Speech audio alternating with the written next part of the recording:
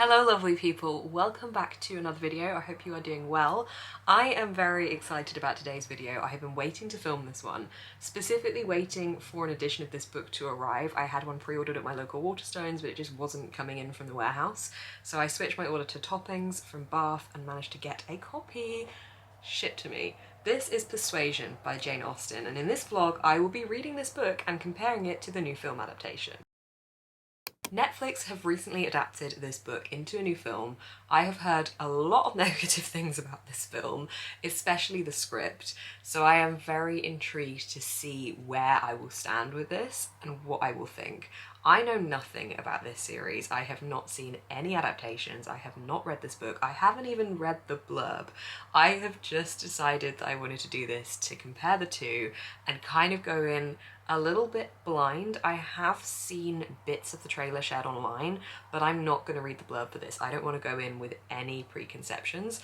I just want to go in and see what I think of the book and then do the same thing with the film. One of the things I have seen people say about the film is that the script is taking these beautiful quoted lines from Jane Austen and making them these very short, very unbeautiful modern lines instead, and people have been commenting on that. So this is one of the reasons I'm really intrigued to do this video.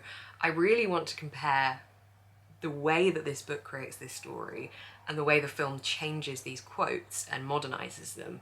I'm assuming the film is still set in a period setting, although because I've kind of not really looked into it too much, I'm not 100% on that, but I assume what it's trying to do is keep the older historical setting whilst modernising the language, which I think is quite interesting, and I would like to see how they've done that.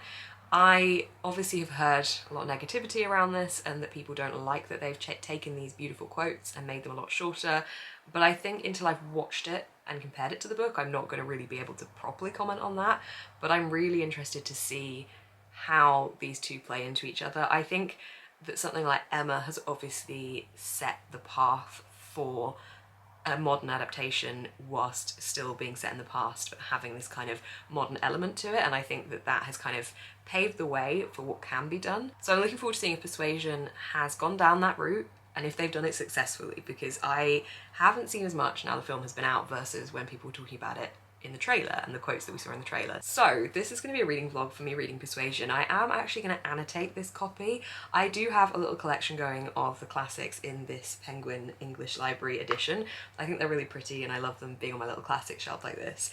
I'm going to annotate this because I feel like that could be fun. I think there's around 230 pages in this, so it's not too long at all. I've read Northanger Abbey by Jane Austen, but I haven't read anything else, so I'm hoping that I don't find this too daunting. Even though it is very small, I do have to say that I find Jane Austen a daunting writer, which is silly, I know, because obviously she's a very well-loved author and that's got to be for a reason, so there isn't anything really that should be that daunting about her writing style, but I will find out once I start this book. I really hope you enjoy this vlog and I end up liking this book. I will catch up with you later. Okay, I've read up to page 19 so far in Persuasion, so I really haven't read too much. However, I'm kind of proud of myself for reading up to page 19 because this is definitely a writing style that does take a little bit more of my brain power to read and does take more concentration from me. It's not a writing style I feel is easily consumable personally for me. I like the writing style and I think it's certainly painting a very clear picture of these characters, and I can see this is definitely going to be very character centric, but I just think I need to get into the routine and the habit of reading from this style. So at the moment we have been introduced to Elizabeth and Anne and their dad. Their dad is certainly, to me, being painted as quite an unlikable character. Elizabeth seems to be his kind of right hand and is someone that I see as more similar to him, versus Anne, who seems like she is quite separate from the family and is treated quite differently, and I think there's quite a lot of sympathy being built up for Anne. Now, I don't know if this book follows Anne or Elizabeth. It's killing me not to turn over the blurb and have a look, but I don't want to know. I'm assuming this follows Anne because she seems to be the more interesting character and to have a little bit more depth to her and to be a bit different from the other characters we've met so far. But I don't know, and that's the beauty of going into this blind. So I am liking it at the moment. I've made a lot of notes on different moments of characters and characterization and the way that the Elizabeth and the dad characters being kind of crafted to be quite unlikable, I think. I don't know whether Elizabeth will kind of pull through, but at the moment she doesn't seem to have too much of a personality herself, other than kind of being attached to her dad and what he wants from her and what he kind of expects from her. Whereas Anne, I think, might have the potential to branch out a bit more, which is why I think she's going to be the character we follow. They're just in the process at the moment of moving to Bath, and Anne does not like Bath. And I really hope she discovers a love for Bath. It's one of my favourite cities, and I love that we get to see that in Jane Austen's writing in general. So I'm excited to see the transition to Bath in this book as well. I think I've said Bath enough times in the space of like 30 seconds. But yes, those are my thoughts so far. I didn't say at the start of this vlog, but I think this is not, it's not going to be spoilery, but it's not going to be spoiler free. Like I'm obviously wanting to talk about my experience reading this book and watching the film, and I want to talk about that in its entirety. So I am going to talk about the direction the plot goes in and the direction the characters take, which obviously then does make it spoilery, doesn't it? So yes, there's going to be spoilers for this book. If you haven't read this book and you haven't watched the film and you don't want to know anything about the plot, then maybe just stick this video on a watch later playlist and come back to it when you have read, watched, or consume the plot in some way, because I don't want to inadvertently spoil anyone. I'm gonna go get ready for bed now, maybe read a little bit more later, but I'm gonna watch a bit of Superstore, which I am loving at the moment. I accidentally started watching it because it was just on TV, and now I'm just watching it from the start on Netflix, and it's so good. It's very easy and fun. I like having one serious show and one easy fun show on at one time, and I'm currently rewatching Stranger Things, which is my more serious show, so Superstore is my fun show. So I'm gonna go watch a little bit of that, do some drawing, and just chill for the evening. Hello, I have reading updates on Persuasion. I am now 146 pages into this book. I am in part 2, so I've read quite a little bit more since I last spoke to you, and I have thoughts and feelings. Okay, so to start with, Anne is indeed the character we're following in this book. I did say that I thought that's who it would be, but as I hadn't read the blurb, I wasn't 100% sure. Just flicking through to go to a couple of my notes that I've been making as I've been reading. Okay, so there's a couple of things I've jotted down. Anne is definitely an outsider of a character. She doesn't seem to fit in with the rest of the family, and she just seems to be forgotten and very much feel like she is on the edge of everything. There's a whole chapter that we have in chapter 5, and the whole thing is just kind of making Anne seem like she's completely on the outside and doesn't really fit in with anybody, and I think it's building quite a lot of sympathy for Anne, and I thought that sympathy would then kind of get the ball rolling and we would then see like this kind of big leap in her character. But as of where I currently am, I'm not really getting that yet. I feel like for me, she started as a character that really could have had some fire to her, and she just hasn't really at the moment delivered that, unfortunately. I'm enjoying reading about the different ways that Jane Austen is trying to make us as a reader feel sympathy for Anne, but also feel like she is just completely on the outside of everything she does. There's a line that says, in music, she had been always used to feel alone in the world. And I just think that's really sad, because something like music is usually something that brings people together. And there's a point that, like, she said that she wasn't really used to being listened to when she played music, so yeah, I definitely feel sad for her as a character. There's a whole chapter in this book at the start where the family are having to rent out their house because they can't afford to stay there anymore, and they're trying to discuss who to rent it out to, and somebody suggested they rent it to a sailor because they would keep it very neat and orderly. They have a whole chapter discussing this. The next chapter, in one paragraph, we see Anne fall wildly in love with somebody and have a whole relationship with somebody, and that relationship end in one paragraph, which just, for the fact that we had a whole chapter talking about a sailor moving into a house, I mean, again, it's cleverly done in a way that makes you just feel bad for Anne, because there's this whole chapter about one decision, whereas her whole romantic affair has been basically shrunk down to one paragraph. I'm enjoying the way that this does remind the reader as well that women do have other things going on than looking after a household, looking after a family, raising children. There's a line with a conversation between Anne and somebody where this person says to Anne, "Dear me, what could you possibly have to do?" And she's basically saying that in response to, like, well, you don't have kids, you don't have anyone to look after, you don't have a household to run, what is it you're doing with your days? And Anne then fully comes in and defends what it is she does, and I love that, because that's just a reminder to the reader that, yeah, women don't have to do those things to, like, be busy and to have things to do during the day. And I liked, again, the reiterance in chapter 8. There's a line that says, "If women were all fine ladies instead of rational creatures, we none of us expect to be in smooth water all our days." And I just thought that was a really nice quote as well, because it's a reminder that we, like, as women, do not expect for everything to go well and plain sailing, and it isn't just that journey. And I think that, again, that was just a nice reminder of that there. So I'm liking that side of things, and I think it's definitely really punchy in that way. I just want a bit more from Anne. I just thought I would get more from Anne, so I am hoping that she kind of comes out of her shell a little bit, because 146 pages in, I am seeing fleckers of her, and obviously there is this romance burning, and there's this kind of want that she has for her love interest, whose name has just completely eluded me. It's Captain Wentworth. I promise I have been reading this, I just forget characters' names so easily. Yeah, there's this kind of romance brewing there, in that they had a romance and then Anne broke it off because of the pressures around her, and now Captain Wentworth is back in her life, and she definitely still holds a candle for him, but people don't realise that and are trying to push her in other directions. So I hope that she has a kind of moment of like, no, this is what I want, this is my life, and I want to do this. So I look forward to that moment that I hope is coming. Those are my thoughts and feelings so far. I will probably update you again, I guess, when I'm finished, because I don't have much left now, and then I can watch the film and compare the two. Hello, I have a reading update for you. I have finished Persuasion by Jane Austen. I think I'm going to give this a 3.5 out of 5 stars. I enjoyed it, I didn't love it, I didn't hate it, I wasn't blown away. I felt like I wanted more from it, but at the same time I think it did offer a couple of good things, well, more than a couple. Like, it did offer a lot of good things to think about throughout the reading experience. This book is a very slow burning romance, and I don't know, like, if I felt like by the end of it I was satisfied with the fact that it had been so slow burning. It wasn't like this big erupting moment of like, yeah, for me, I felt. I don't know whether that's just the way that I read it, but I felt like it kind of just slowly ended up fitting into place rather than having this big moment of like, yes, for the characters. So yeah, that side of things I was a little bit underwhelmed by towards the end, especially with the build-up that we had. I felt like as well throughout I wanted to know a bit more about Anne. Anne is our main character, she's our heroine, she just felt like an untapped resource to me. I don't know if this is again just going to be my thoughts or if anyone would agree with me, if anyone else has read this. I'm really intrigued to see how Dakota Johnson plays Anne in the film and how she's portrayed there, because she felt like she had some real gumption to her and like some different ideas, and she didn't want to think the same things and do the same things as everyone else. Yet it felt like that never really surpassed the surface for her, and we didn't really fully get to see that side of her character properly come out. It was just kind of suggested as being there. The most that Anne got a heavy amount of attention was when she was associated with men, and I think that's definitely a great way of highlighting the way that women were treated within this society at this day and age, and Jane Austen's writing has really reflected that very well in a sense of the association of women with men and how women were seen within society and what kind of the role of the women in society was.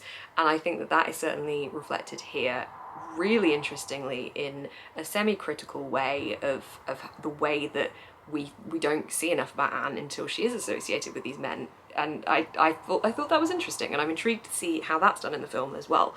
So those are my final thoughts on this book.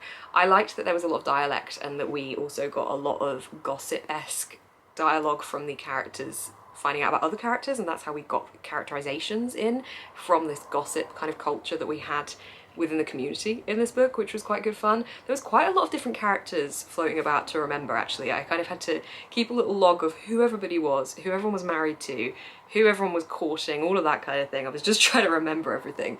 So yeah, those are my final thoughts. Gonna watch the film later. I will of course update you on my thoughts once I've watched the film.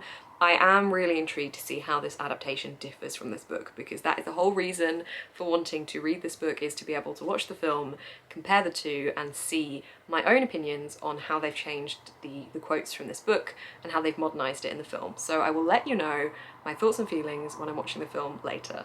Alright, it is time for Persuasion.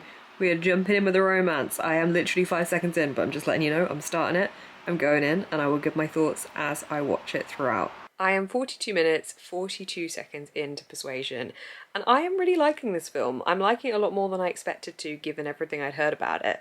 The comments that people have made on the lines being changed, at the moment I'm finding are quite refreshing, and it's bringing a newer audience into it, I think, by modernising the lines whilst keeping this in the initial time that it was written and set, whilst also being true to the original meaning behind things, just simplifying the way that they're being said. I think that's really clever, and I don't have an issue with it doing it like that. I don't see why things have to directly quote to be good adaptations. I love that we have the breaking of the fourth wall from Anne. It's very Fleabag-esque. We have reactions from Anne directly to the camera. We have little interview-esque slots where it's like she's talking directly to the camera and narrating what is happening or her thought process or like what has happened in the past. I love that. I think it's really well done and it just adds another element to it, and I think for that reason I'm preferring the film, because I'm getting more from Anne as a character. I feel much more invested in her. I think I'm getting to know her a lot more from herself rather than through other people, and I feel more invested therefore in the romance. So generally I am liking this a lot. I'm intrigued to see where it goes. I'm going to watch more now. I will continue to update you on my thoughts and feelings, but so far it's definitely very enjoyable. Okay, we've had the line, he's a 10, I never trust a 10, which I know is one of the ones that a lot of people took. I think it was in the trailer and weren't happy with that line being in it. I actually like the inserting of these lines. I think things like that make it appeal more to a modern audience, as I've already said, but I feel like it adds a little bit of fun to it. So I am a fan of these random modernisations of the dialogue. Also, they have just arrived in Bath and they've pulled up at the Royal Crescent, and I'm excited for Bath. I love Bath. Bath is one of my favourite cities, so I'm excited to see all the filming spots in Bath. Okay, I have finished watching this film and I absolutely loved it. I think for me this is probably going to be a 4 to 4.5 out of 5 stars. I thought it was fantastic. I was going in with such low expectations but high hopes that it would exceed expectations, and it really did. The end was really beautifully done, and I think throughout it had a really lovely message of not letting anyone tell you who to love and being able to pick your own destiny and your own future, and how that can look different for different people. And I loved that. I think it really resonated with the point of my life I'm currently at, and I think that this was a really good time for me to consume this story. I actually think watching that film and just finishing the book today has built on how much I enjoyed the story of the book itself. So obviously I've already spoken all about my thoughts on the book, and my kind of overriding two thoughts that were less positive were that I thought that Anne needed a bit more oomph to her and that it was kind of there waiting to be brought out, and that I also felt underwhelmed by the ending.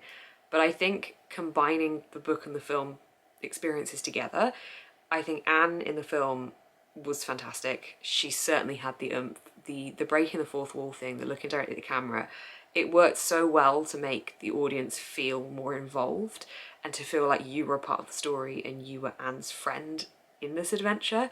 I thought that was absolutely fantastic, and also added a sense of humour to it that I quite liked as well. Dakota Johnson was fantastic. I love her as an actress. I think she often gets roped with the 50 Shades reputation, and I don't think that's fair to her, because I think as an actress she has really broken away from that and has done so many other things, and I just thought she was brilliant in this. It was generally really well cast, I think. As I said with the book, it was like peeling away at who Anne was, but I don't feel like she quite burst free, whereas I feel like she did in the film. She had a lot more going on. She had a lot more different aspects to her personality that I don't feel like we quite got to see in the book. It's very clearly elaborating on the smaller things that we saw in the book of her character, and I love that. I love that she speaks in Italian to her sister to show that her sister isn't paying attention to a word of what she's saying. I love that she has the relationships with her sister's husband's sisters.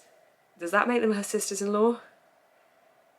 Not really, but them. I love that relationship that she has, and just generally I think that she became, for me, a lot more of a relatable character, seeing her brought to life in the film, and now thinking about her throughout the book in a different way because of this film. She definitely seems more relatable, and probably again because of where I am at in life at the moment, I just felt like there was a lot of moments there where I was like, yep, I get this, I get it. I loved seeing the Bath atmosphere as well. The setting was fantastic. I kept seeing little bits. I was like, I've been there, I know where that is. As far as the ending goes, I obviously said that I was a little bit underwhelmed by the ending of the book. I felt like it could have done a little bit more in terms of build up and having this big epic climactic moment, and also giving us maybe a little bit more information about where the story went once the kind of resolution had happened. But I think the film did both of those things really well. The ending was my favourite part. There was a lovely monologue over the end that was this kind of, again, reassuring message of you picking your own future and things like that. It was just a really lovely monologue, but also I just felt like it felt more epic and it felt like this big build up. I think that was definitely aided by the fact, obviously, it's visual, it's a film, there's music, everything is building up to this point, whereas the book obviously doesn't have those things. And obviously you're just relying on your own imagination and the writing giving you that build up. So I think the film definitely felt more epic in the build up to me, but also it did give a bit more information towards the end, as well as to what we saw from the other characters and what we saw from Anne and from Frederick. And I liked it. I thought it was really good, and I don't see the issue with the script side of things. It's a modern adaptation. It's a film adaptation. It is not a direct copy of the book, so I don't think it has to have the same script, and I think that it had a really good script. And I think that, as I've said, these breaking the fourth wall, the side moments, I think added something very clever to it, and I think definitely made it for me. I think it made it unique. I think the more and more modern adaptations of films that we're seeing, or books, sorry, that we're seeing, they have to have something about them that makes them stand out. For example, Emma has such a unique sense of humour to it, and the way that colour is used and the cinematography in that film is really unique and really beautiful, and I think that makes it memorable for that reason.